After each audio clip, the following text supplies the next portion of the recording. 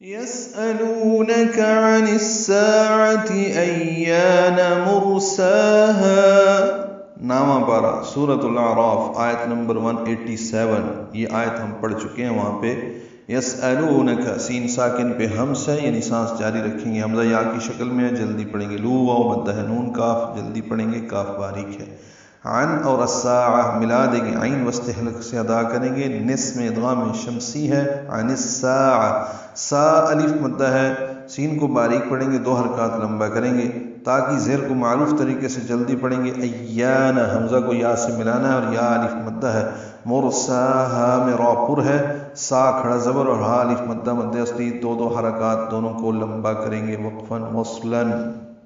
یہ قیامت کے بارے میں آپ سے پوچھتے ہیں کہ اس کا وقوع کب ہوگا.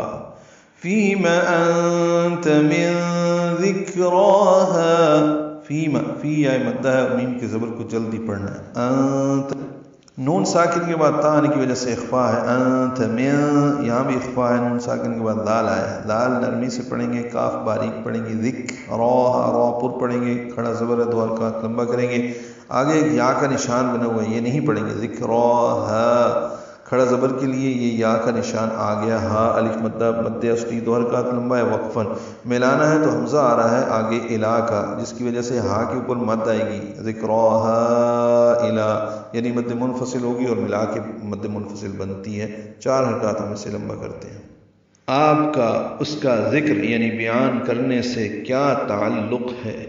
الی ربک منتہاہا، الام الام باریک ہے، 2 حرکات لمبا کریں گے. ربک میں را پر ہے، کاف باریک ہے. منتہاہا میں نون ساکن کے بعد تا آنے کی وجہ سے اخفا ہے.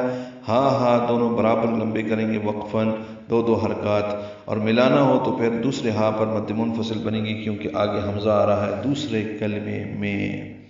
آپ کے رب کی طرف سے ہی اس کی انتہا ہے.